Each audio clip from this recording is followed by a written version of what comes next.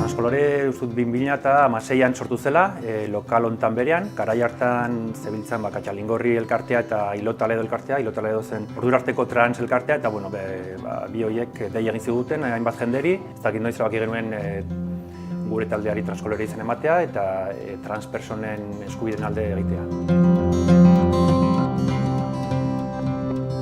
2017an hemen Nafarroan LGTBI arloko foru lege bat onetsi zen, eta hori egin zen alderdi politikoak eta LGTBI arloko elkarteak elkarlanean arituta. Eta hor aritu ginen eta hor konten gaude lortutakoarekin.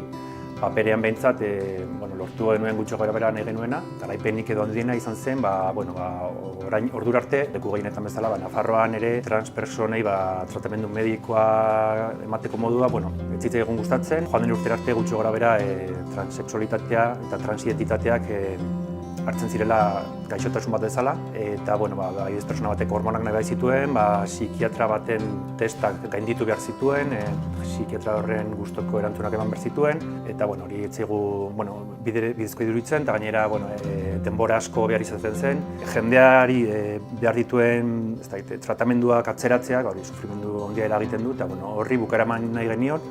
Foru legean hori jaso da, genero unitate berri bat sortu da osasun bidean, Nafarroko osasun zerbitzuan, transbide izenekoa. Teorian, jada ez da beharrezkoa izanen psikiatra baten onespena tratamenduak lortzeko, eta bai transkolore, bai Nafarroko LGTBI mugimendua. Erne gaude, foru legean esandako guztiak eta jasotako guztiak gauzatzeko ez.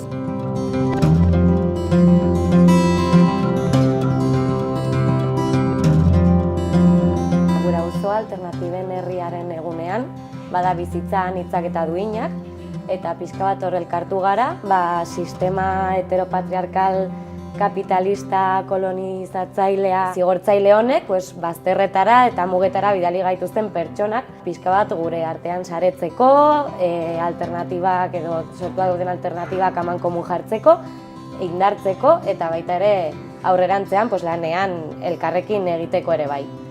Eta oso interesgarria iruditzen zaigu transkolorek egiten duen lana, azkenean sistema honetan lekua ez zaio eman inoiz LGTBI mugimenduari, eta haiek ematen dituzte erramintak pertsona hauekin lan egiteko eta indartzeko, borrokatzeko ere bai, eta hori da pixkatxo bat gure auzoaren helburua. Azkenean hori aniztasun hori indarra bilakatzea eta iraultza bat izatea.